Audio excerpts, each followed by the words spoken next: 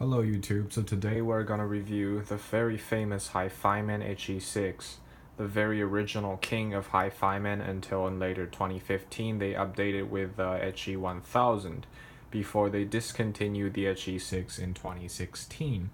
So here on our desk we have the object of review, the HE-6, a very old Sennheiser HD580, and a KOS ESP950 electrostatics headphone. Now, before we get into the sound quality department, let's first talk about looks. Actually, I might be the only one, or one of the only one, who thinks HE-6 looks rather handsome. Now, the looks is nothing to write home about. It's pretty plain, and honestly, it still looks like a DIY product because think about it. HiFiMAN founded in 2009, and before HE-560, their headphones always looks a bit, bulky, stupid. What's the word? Maybe a bit clunky, adorkable. Well, maybe adorkable is the word, but anyways, I personally find the looks rather endearing because these don't look like a commercialized product at all. It looks like a project, and it brings some, endearment in that, well, it is an audiophile project, not some for-profit product. Well, the HE-6 retails for about $1,200 when it first came out, so it definitely, is a bit on the pricey side. But again, even till this day, it's some of the best planar magnetics available on the market. Although it's discontinued, you can still find them occasionally on HeadFi or Reddit for around $800 to $900. So, for $850, it's definitely a fantastic value. Now, with let's talk about comfort. Now, I might be the only person out there who actually think these are comfortable, because it's known that these can cause a bit of headache because these are both heavy and has little to no padding on the headband.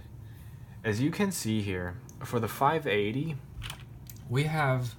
it's a relatively lightweight headphone. It's 280 grams and has very sufficient padding on the headband.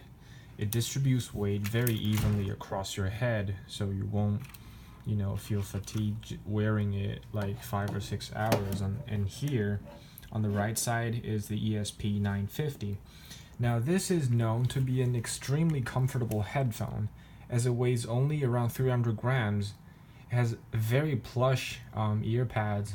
Well, of course, these are not the factory ear pads.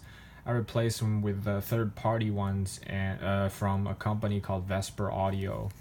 And their headband has very, very lush real leather padding. So as you can see here, they distribute weight extremely reasonable on your head, and you won't feel a thing at all with these phones. These are some of the most comfortable headphones you can ever find on the market. HE-6, on the other hand, isn't really lightweight, and the weight distribution isn't exactly great, but I wouldn't call it horrible either. While it looks pretty, project-ish, like it looks like it isn't finished, I still think the weight is pretty bearable. Maybe it's because I've been wearing them since I got them in late 2012. So, I've had these for 6 years now, and I use them very regularly, so maybe I don't feel them anymore, but at 660 grams, these headphones are actually not that heavy. Think about it. It's only twice the weight of an ESP950 or an HD580. So it's about the weight of the two headphones combined. But on the other hand, you get really poor headband padding, which is, pretty much non-existent. Don't let the looks fool you. These aren't real leather. These are, well, whatever these are, the padding is just darn insufficient. After a while, you can feel the metal band pressing on your head, and yeah, if you've never have any planar magnetics before, weight will eventually get to you, no matter how used to the weight you are. Because for the HE-6, I can only wear them for like mostly to most 4 hours before I have to take them off and take a little break. So with comfort and aesthetics out of the way, let's talk about sound. Now, sound is what the HE-6 is going for, as this is a phenomenally bright sounding headphone. Now, this might confuse some folks because in some of the reviews, the reviewers actually think the HE-6 is a dark sounding headphone. That depends on which version you've got. Now, the HE-6 has 2 versions out there in the market, and each version sounds very consistent. So you can rest assured that when you get one, you do not get a lemons. It's what the creators originally intend them to sound like. And the one I got is the 4-screw version. The 6-screw version was introduced in late 2014, and compared to the 4-screw version I got, it is slightly harder to drive, and it is actually a retuned 4-screw, because the treble get tuned down quite a bit. It's noticeably darker, and the soundstage gets more intimate. With the 4 screws, you have a deeper, more open soundstage that's that breathes a lot more air than the 6-screw. A bit less prominent bass and slightly more extended treble, and that's it. At one point, I've owned both, and I have since sold the 6-screw, but I can assure you, the difference is not as huge as people claim them to be. Actually, it's not that big at all. If you don't compare them side to side, they both sound almost identical. So definitely don't worry about version. If you see 2 ads on HeadFi, and one's a 6-screw selling for $800 and one 4-screw selling for $950, then definitely go for the 6-screw, I'd say, because as I said, the difference is not dramatic at all, and it's simply unreasonable to shell out $100 more just to get a slightly airier version. If you don't compare them side to side, the difference isn't even there, so I'd say it's not worth it. But enough about version difference. Now let's get to the sound. These headphones present a wonderfully balanced frequency spectrum, much like my beloved HD600 and the HD580. Now the 580s might have been a bit outdated because when Sennheiser first introduced them in late 1991, they're cited as the most neutral headphone in the world.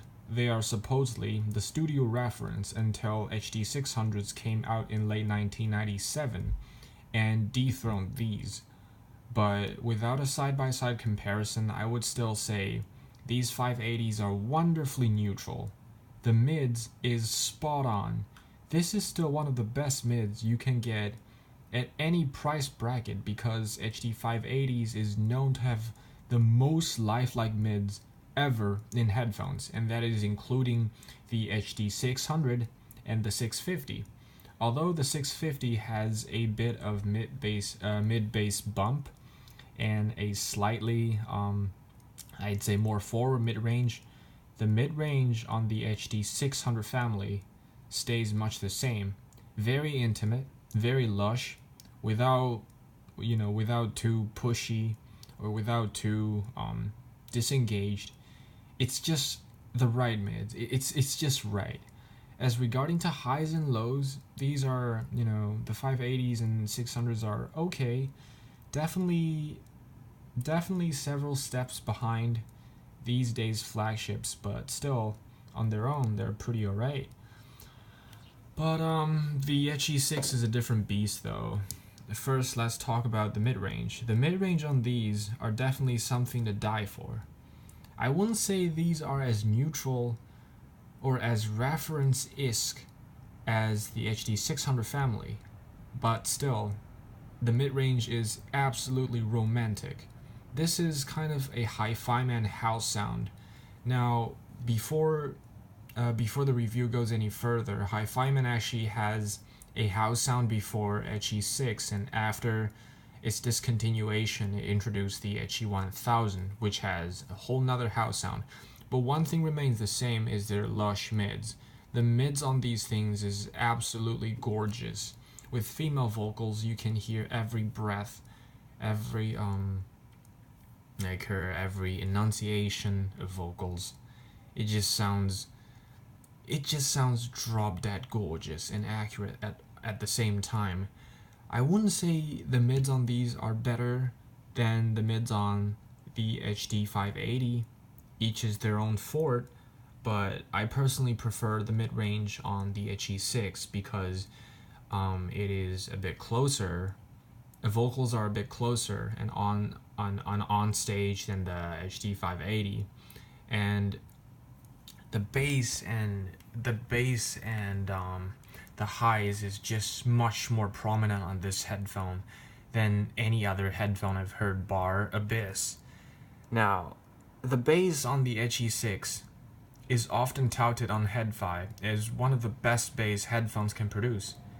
And to me, this is pretty accurate because, first of all, with planar magnetics, it works very different from a dynamic driver in that these receive equal force from two magnet plates, and the drivers are very thin, suspended within two magnet plates, and being pushed by the electric force conducted by the signals. So the result is an extremely natural sound, which sound neither fatiguing nor artificial, and the HE-6 does just that. It has gorgeous mid-range and the bass is, not something. The bass is not overblown like you would expect from most commercial headphones, say some Skull Candies or the budget cost cans that have a huge mid-bass bump.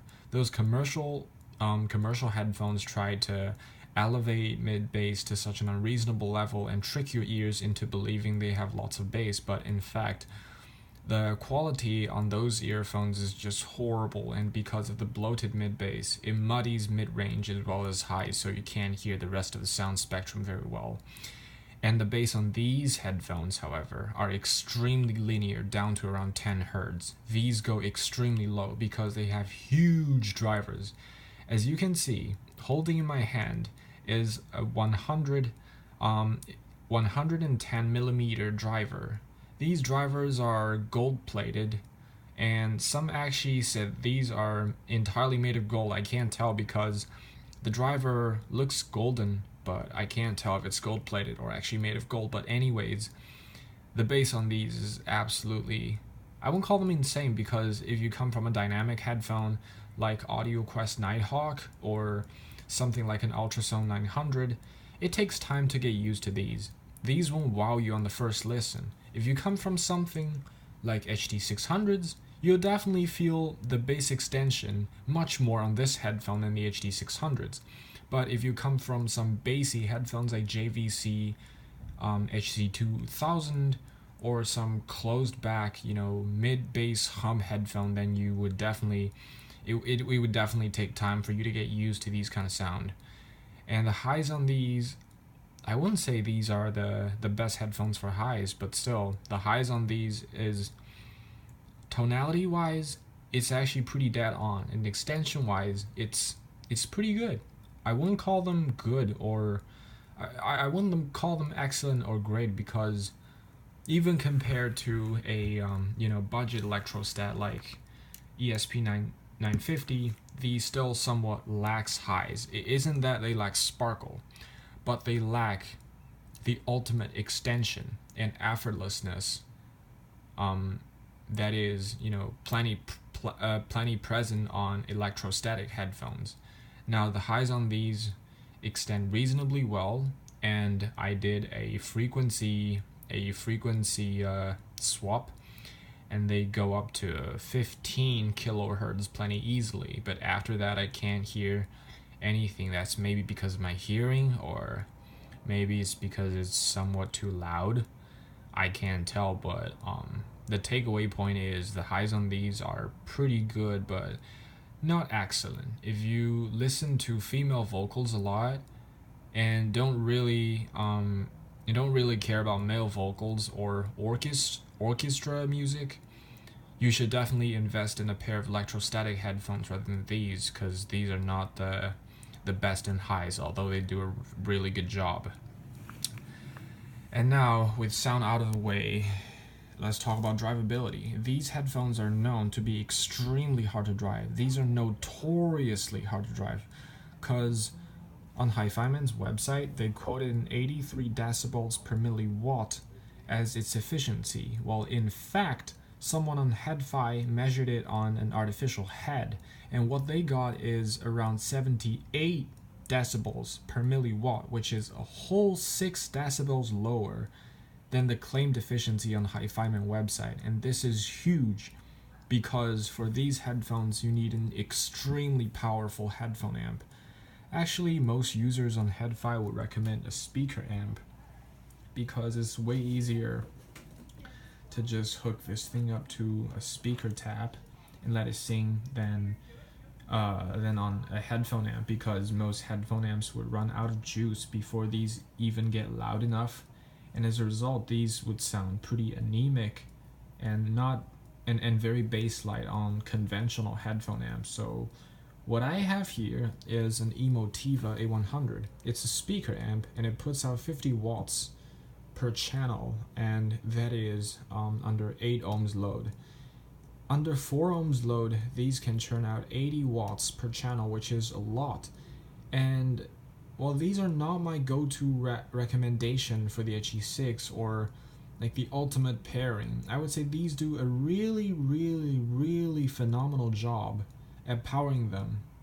And you need to take price point into the account. This thing costs only about $200. And for powering HE-6, you're talking about a bargain, because if you have a reasonably good system, like what I have here is a Dana Frips Aris DAC. It's a ladder DAC, not your traditional Delta Sigmas, and it sounds very natural. I have this DAC and this speaker amp, and here you have a pretty reasonable, definitely above mid-tier combo with the HE-6. While something like the RNHP wouldn't do, while the RNHP is an excellent headphone amp for low impedance and mid impedance, like up to 100 ohms cans, they quickly run out of juice for something like HE-6. Now, it's not to say that these can't get to reasonably loud levels, it's not that, but the dynamic passages sound very congested on the RNHP. It's an excellent headphone amp for lower and mid impedance headphones, but they run out of juice very quick for the HE-6, and before you get to hear any dynamic stuff, it would sometimes distort. That's why you don't want a traditional headphone amp for the HE-6. And lots of users have suggested speaker amps and had phenomenal results. I tried several speaker amps before settling on the Emotiva, and it isn't because it's the best sounding, but because it's the best budget amp, and the price to performance ratio on this amp is pretty off the charts. Now, I've tried a benchmark amp, the name of which I couldn't remember off the top of my head, and a Pass Labs ACA, which is a really close runner-up, because that amp is an 8 watts per channel amp, and it drives the HE-6 sufficiently well. All the myth regarding powering this headphone should actually be dispelled a bit, because although they're hard to drive, they're not that hard to drive. You do not need 100 watts per channel in order to drive this headphone. That's ridiculous.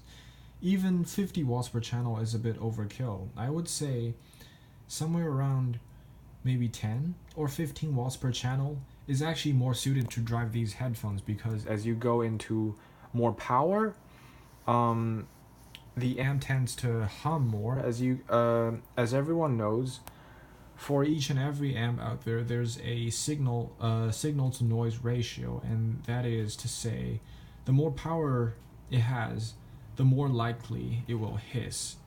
And on speakers, it's not a problem because you sit several feet away from your speakers, so you can't hear the hiss. But on headphones, especially high sensitivity headphones, you could hear the hiss very, very well.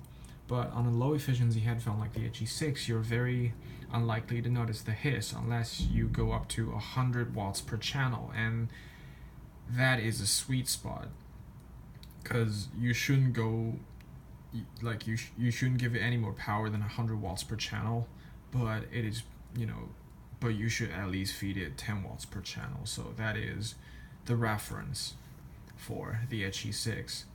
And finally, to wrap it up, when the original HE-6 debuted, it includes a very beautiful cable, as you can see right here.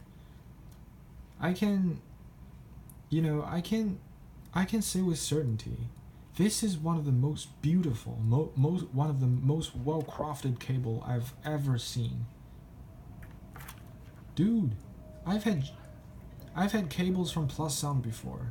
I've had IEM cables that cost up to $400, and they're no match for these. These are just gorgeous. They're heavy gauge, and they're made of OCC, which stands for Ohio Continuous Copper or something.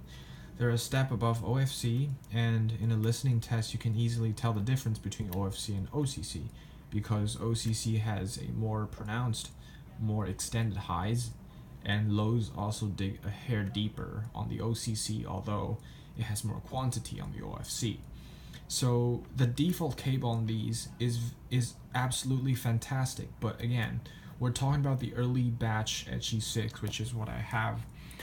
If I do recall right, after 2013 or 2014, they stopped supplying this cable with HE-6 and switched to one with inferior quality in order to save cost.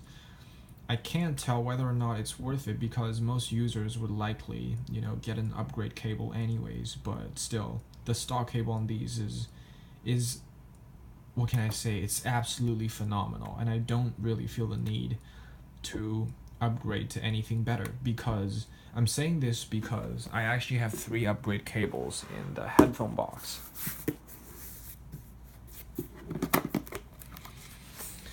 And here you have the Moon Audio Silver Dragon,